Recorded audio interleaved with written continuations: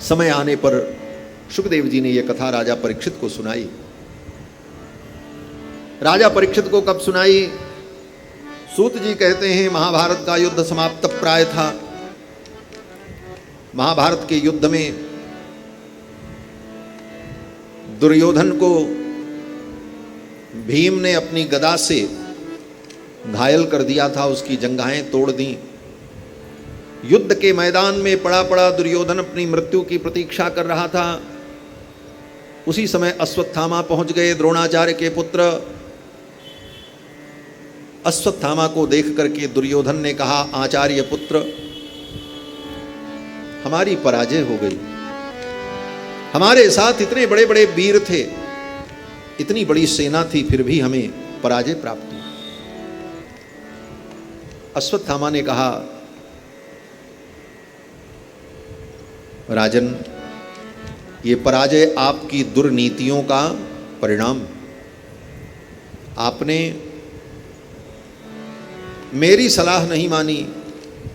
आपने उन लोगों को अपना सेनापति बनाया जो तन से आपके साथ थे और मन से पांडव के साथ थे। चाहे वो भीष्म पितामह हो, चाहे मेरे पिता द्रोणाचार्य हो, ये सब मन से पांडव के पक्ष में ही थे। तन से वो आपके लिए कार्य कर रहे थे क्योंकि आपका नमक खाया था। मन से उन्होंने आपके लिए युद्ध नहीं किया, इसीलिए आपकी पराजय हुई। आप मुझे सेनापति बना देते तो विजय आपकी होती। दुर्योधन ने कहा, अब तो जो होना था सो हो गया। अश्वत्थामा ने कहा, अभी भी कुछ बिगड़ा नहीं। आज आप मुझे सेनापति बना दो, ये महाभारत का युद्ध, इस हारे हुए युद्ध को मैं जीत में बदल दूंगा। दुर्योधन ने कहा, अब सेना ही नहीं बची, क्या सेनापति बनावें? अश्वत्थामा ने कहा, आप राजा हैं और कृपाचार्य और कृतवर्मा, ये दो लोग बचे हैं, यही दो सैनिक, और मैं सेनापति। दो सैनिक, एक सेनापति, एक राजा, ये चार ही पर्याप्त हैं 5 पांडव के लिए। आप मुझे सेनापति तो घोषित करो, इस युद्ध के पराजय को मैं विजय में बदल दूंगा। दुर्योधन ने अपने शरीर के बहते हुए रक्त से अश्वत्थामा के मस्तक पर तिलक कर दिया और कहा, जाओ, मैंने तुम्हें सेनापति नियुक्त किया। दुर्योधन ने जब अश्वत्थामा को सेनापति नियुक्त कर दिया तो कृपाचार्य और कृतवर्मा की मजबूरी थी कि अश्वत्थामा के निर्देश का पालन करना उनके लिए मजबूरी बन गई। अश्वत्थामा ने कहा, मैं सेनापति हूं, इसलिए मेरे आदेश का पालन करो, आप मेरे साथ चलो।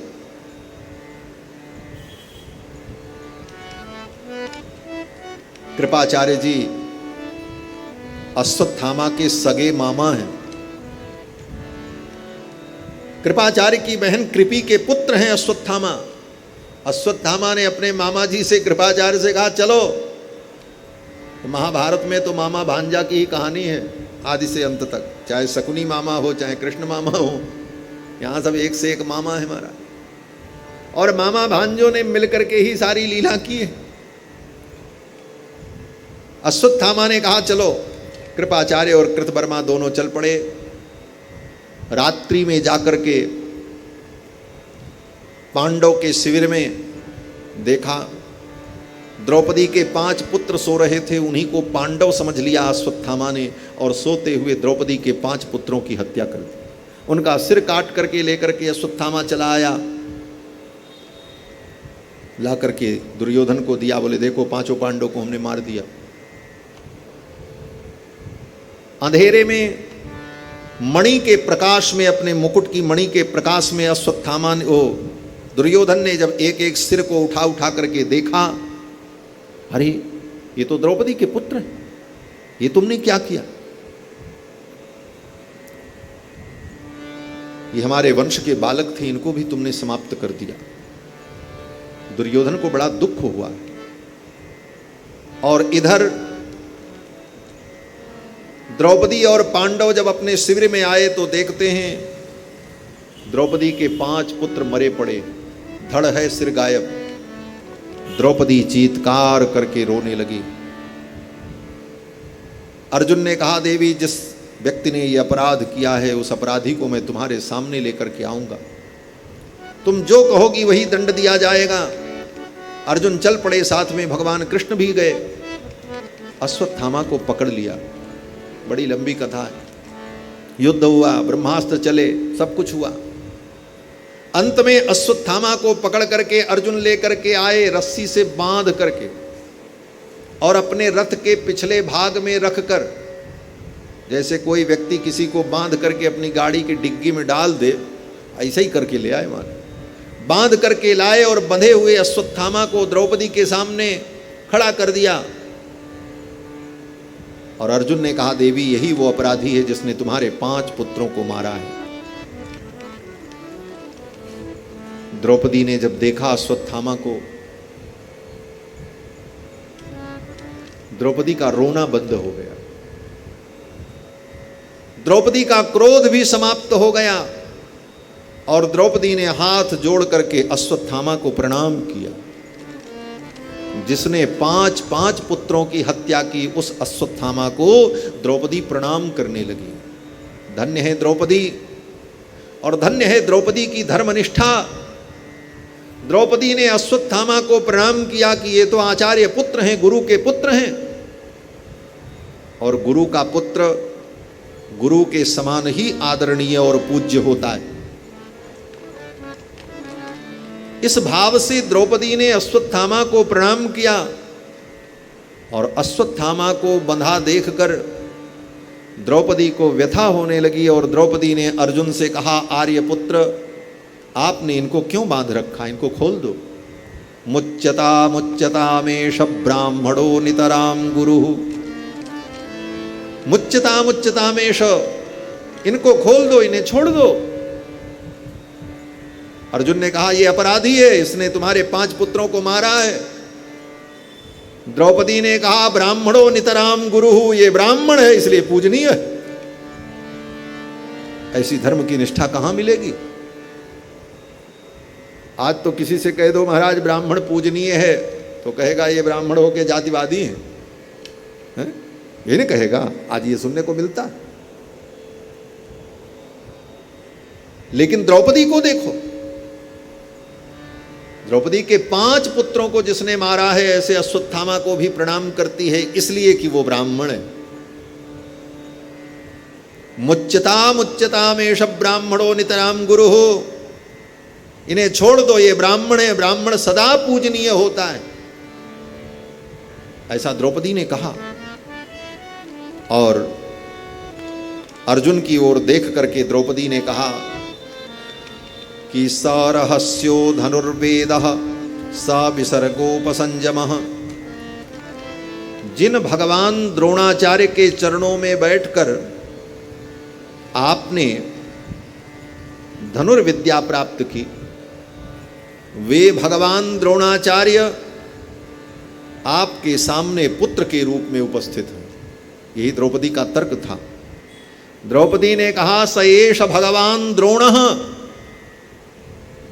हे आर्यपुत्र, ये कौन है? स एष भगवान द्रोणः, ये आपके गुरु द्रोणाचार्य हैं, जिनसे आपने वेद विद्या सीखी, जिनसे धनुर्विद्या सीखी। द्रोणाचार्य ने तो अपने प्राणों का त्याग कर दिया। अश्वत्थामा हतो सुनकर द्रौपदी कहती, नहीं, वो कहीं नहीं गए हैं। स एष भगवान द्रोण प्रजारूपेण वर्तते। प्रजारूपेण, पुत्र रूपेण, पुत्र रूप में आज भी आपके गुरु द्रोणाचार्य आपके सामने खड़े हैं, और आपने इनको बांध रखा है। ऐसी कृतज्ञता, आपको कृतज्ञ होना चाहिए कि आपने इनसे वेद सीखा, धर्म सीखा, और आपने इनको बांध रखा है।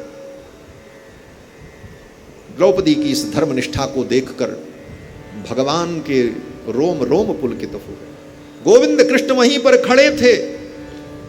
भगवान ने कहा, द्रौपदी जो कह रही है यही परम धर्म है। इस द्रौपदी की धर्मनिष्ठा के कारण भगवान पांडव की रक्षा करते हैं। पांडवों में कोई विशेषता नहीं, पांडवों में कोई सुरखाब के पर नहीं लगे थे। अर्जुन के अंदर कोई ऐसी विशेषता नहीं थी जिस विशेषता के कारण भगवान अर्जुन का रथ हाँकते। सारी विशेषता अगर किसी में थी तो वो द्रौपदी में थी, और ये सब द्रौपदी के संबंध ही हैं। इस संबंध के कारण उनकी रक्षा भगवान करते। इस रहस्य को हमारे आचार्यों ने ग्रंथ में वर्णन किया है कि जब द्रौपदी का वस्त्रापहार हो रहा था दुर्योधन की सभा में, उस समय द्रौपदी ने जब भगवान को पुकारा, गोविंद द्वारिका वासिन कृष्ण गोपी जनप्रिय कौरवैः परिभूताम माम किम न जानासि केशव, उस समय भगवान द्वारिका में विराजमान थे। द्रौपदी के करुण क्रंदन को सुना और सुन करके भगवान ने धर्म को आदेश दिया, द्रौपदी के वस्त्र को बढ़ाओ, वर्धताम। बगल में रुक्मिणी जी बैठी थी। रुक्मिणी जी ने पूछा, हे नाथ, ये आंख बंद करके वर्धताम वर्धताम आप क्या कह रहे हो? तो भगवान ने कहा, देवी, कौरव की सभा में द्रौपदी का वस्त्रापहार हो रहा, मैंने धर्म को आदेश दिया है वस्त्र बढ़ाने के। प्रसंगवश रुक्मिणी जी ने पूछ लिया कि जिसके 5 पति उसकी ऐसी दुर्गति। अरे पति का मतलब पाति रक्षतीति, पति जो रक्षा करे उसको पति कहते हैं। और जिसके 5 पति उसकी ये गति। ये 5 पांडव क्या कर रहे हैं? 5 पांडव के रहते द्रौपदी की ऐसी दुर्दशा। इतना सुनते ही तो भगवान को क्रोध आ गया पांडवों के ऊपर कि असली अपराधी तो ये पांडव। द्रौपदी का वस्त्रापहार हो रहा और बैठ करके देख रहे हैं, सामर्थ्य होते हुए भी उसका विरोध नहीं कर पा रहे। कौरव को तो मैं बाद में दंड दूंगा, लेकिन पहले दंड के अधिकारी ये पांडव। उसी समय भगवान ने अपने सुदर्शन चक्र को आदेश दिया, जाओ 5 पांडव के मस्तक को काट करके ले आओ। द्वारिका में बैठे बैठे भगवान ने आदेश दे दिया। भगवान का सुदर्शन चक्र चल पड़ा 5 पांडव का मस्तक काटने के लिए। रुक्मिणी जी ने सुदर्शन चक्र को रोक दिया, सुदर्शन रुक जाओ। रुक्मिणी के कहने पर भगवान की पट्ट महिषी भगवती महालक्ष्मी रुक्मिणी के आदेश से सुदर्शन चक्र रुक गए। पितुर 10 गुणा माता, मनु जी कहते हैं पिता से 10 गुना ज्यादा मां का महत्व होता है। पितुर 10 गुणा माता मान्या बंद्या गरीयसी, पिता से 10 गुना ज्यादा मान्य और वंद्य मां होती है। क्यों? बोले पिता जन्म दे दे, पिता पुत्र को जन्म देता है, लेकिन मां अगर गर्भ में न धारण करे तो पुत्र कैसे पैदा होगा? और इतना ही नहीं, गर्भ में धारण करने के बाद, जन्म देने के बाद मां उस बच्चे का पालन पोषण न करे तो मर जाएगा। बाप नहीं कुछ कर सकते, बाप तो केवल निमित्त बनते हैं, सारा योगदान तो मां का ही। इसीलिए मनु जी ने कहा पितुर 10 गुणा मान्या वंद्या पूज्या गरीयसी, माता तो पिता से भी 10 गुना मान्य और वंद्य है। मां रुक्मिणी की आज्ञा सुनकर के चक्रराज सुदर्शन रुक गए। भगवान ने कहा रुक्मिणी से, देवी मेरी आज्ञा में आपने अवरोध क्यों उत्पन्न किया? सुदर्शन को आपने क्यों रोका? रुक्मिणी जी ने कहा महाराज आप होश में तो हो।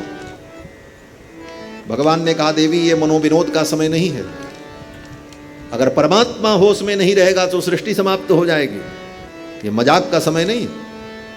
रुक्मिणी जी ने कहा ठीक है महाराज, आपने सुदर्शन चक्र को पांडव का मस्तक काटने के लिए भेजा है। जिस द्रौपदी के प्रेम में विह्वल होकर द्रौपदी के प्रति करुणा से ओतप्रोत होकर आपने पांडव का मस्तक काटने के लिए सुदर्शन को भेजा है, उन पांडवों के मर जाने पर आपकी द्रौपदी विधवा हो जाए। जिस द्रौपदी के सुख के लिए आप इतने व्याकुल हैं, पांडव के मर जाने पर द्रौपदी के जीवन का सारा सुख समाप्त हो जाए।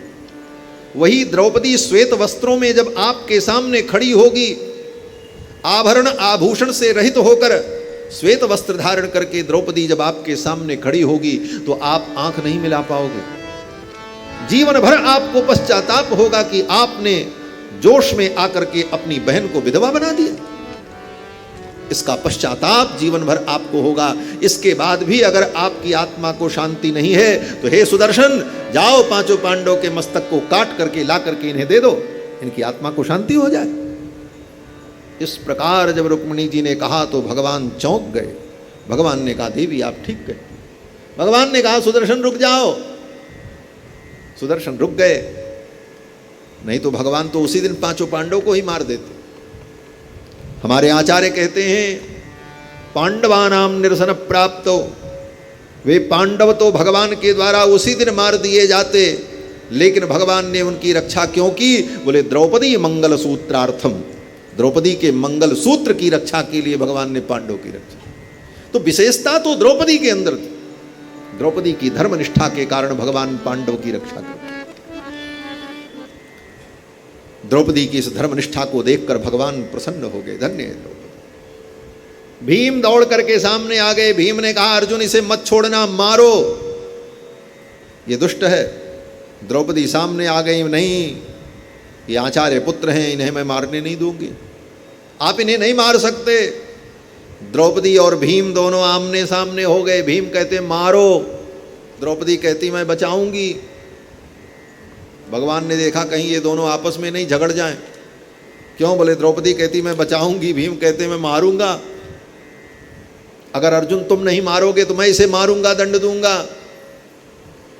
दोनों के उत्तर प्रति उत्तर को सुनकर के भगवान को बीच में आना पड़ा, दोनों को अलग करने के लिए। नहीं, भीम द्रौपदी में हाथापाई हो जाती।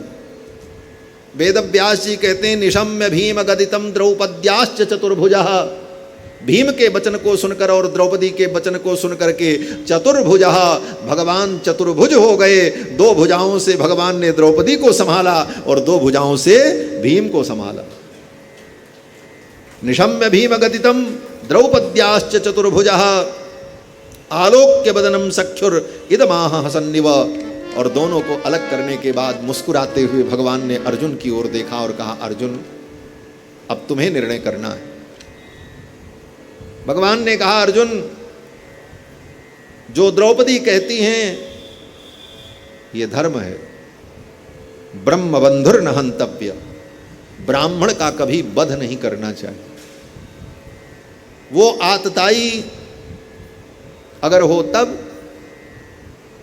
तो भगवान कहते हैं मेरा ही वचन है शास्त्र में आतताई वधारहण, अगर वो आतताई है तो वध के योग्य है। और ब्राह्मण का किसी भी परिस्थिति में वध नहीं होना चाहिए, ये भी मेरा ही वाक्य।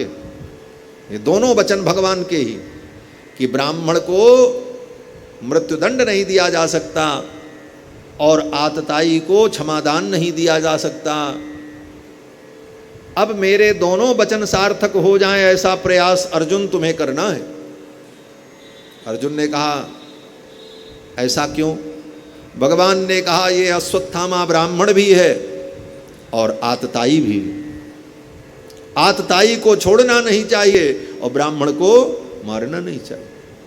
अब निर्णय तुम करो कि इसको मारोगे कि छोड़ोगे। अगर छोड़ देते हो तो आतताई बधारहण ये वचन मिथ्या हो जाएगा, और अगर इसे मार देते हो तो ब्रह्म बंधुर न हंतव्य, ब्राह्मण का वध नहीं करना चाहिए, ये वचन मिथ्या हो जाएगा। अब अर्जुन तुमको निर्णय करना है। अर्जुन तो बड़े धर्म संकट में पड़े। भगवान ने यह भी कहा कुरु प्रतिसुतम सत्यम, हे अर्जुन तुम अपने वचन पर भी ध्यान देना। तुमने द्रौपदी से कहा था कि तुम्हारे पुत्र का जो अपराधी है उसे मैं ले आऊंगा और तुम जो दंड दोगी वो उसे स्वीकार्य होगा। तो तुम्हारा वो वचन भी सत्य हो। यत् सांत्वयता प्रियाम, अपनी प्रिया द्रौपदी को सांत्वना देते समय तुमने जो वचन दिया था उस वचन का भी ख्याल रखना। प्रियम च भीमसेनस्य, और भीम भैया हैं, बड़े भाई। कहीं तुम्हारे निर्णय से भीम के मन में दुख न हो, इसलिए उनके मन को भी ध्यान में रखना। प्रियम भीमसेनस्य पांचाल्या मह्यमेव च, और द्रौपदी ने जो कहा है ब्रह्म बंधुर न हंतव्य ब्राह्मणों नितराम गुरु, तो पांचाली के उस वचन का भी ध्यान रखना। और मह्यमेव च, मेरे हृदय के भाव को भी अर्जुन तुम समझना। अब तुम निर्णय करो कि तुम्हें क्या करना है। सोचो ऐसा धर्म संकट उपस्थित हो जाए और सामने भगवान खड़े हों और निर्णय करना हो, व्यक्ति को बुद्धि चकरा जाएगी। लेकिन अर्जुन ने कहा कोई बात नहीं गोविंद, मैं भी आपका ही चेला हूं, किसी और का चेला नहीं हूं, आपका ही चेला हूं। और आपने हमें महाभारत युद्ध में गीता का उपदेश किया है, आज गीता का ज्ञान ही मुझे कोई रास्ता दिखाएगा। ऐसे धर्म संकट में गीता का ज्ञान ही मुझे मार्गदर्शन देगा, यह सोचकर अर्जुन भगवान के द्वारा उपदिष्ट गीता का स्मरण करने लगे। और स्मरण करते करते गीता का वो श्लोक उनके ध्यान में आ गया कि संभावितस्य चा कीर्तिर्मरणात् अतिरिच्यते। संभावितस्य चा कीर्ति, जो व्यक्ति बहुत सम्मानित हो उसकी कीर्ति नष्ट हो जाए तो वह मृत्यु के बराबर ही होती है, ये भगवान ने गीता में कहा। अर्जुन ने कहा बस बस, सूत्र मिल गया। ये ब्राह्मण हैं, द्रोणाचार्य के पुत्र भी अश्वत्थामा, इनकी कीर्ति नष्ट हो जाए यही इनके लिए मृत्यु है। आतताई का वध करना चाहिए, यही इनका वध है। और इनके शरीर की रक्षा हो जाए यही ब्रह्म बंधुर न हंतव्य। ये ब्राह्मण का शरीर है, इनका शरीर बच जाए तो ब्रह्म बंधुर न हंतव्य, ब्राह्मण का वध नहीं करना चाहिए, यह भी बात सार्थक हो जाएगी। और ये सोच करके अर्जुन ने अश्वत्थामा के मस्तक की मणि को निकाल लिया और अपमानित करके अश्वत्थामा को वहां से भगा दिया। सम्मानित व्यक्ति का समाज में अपमान हो जाए यही उसकी मृत्यु। इस प्रकार से अश्वत्थामा को अर्जुन ने मणि निकाल करके अपमानित करके विदा कर दिया। लेकिन जाते जाते अश्वत्थामा ने फिर ब्रह्मास्त्र का प्रयोग कर दिया पांडवों के ऊपर, और ब्रह्मास्त्र का प्रयोग करके अश्वत्थामा भागने लगा। रास्ते में वेदव्यास जी मिल गए। वेदव्यास जी ने कहा, अरे अश्वत्थामा कहाँ भाग रहे हो, क्या बात? अश्वत्थामा ने कहा, मैंने पांडवों का वध करने के लिए ब्रह्मास्त्र छोड़ दिया है।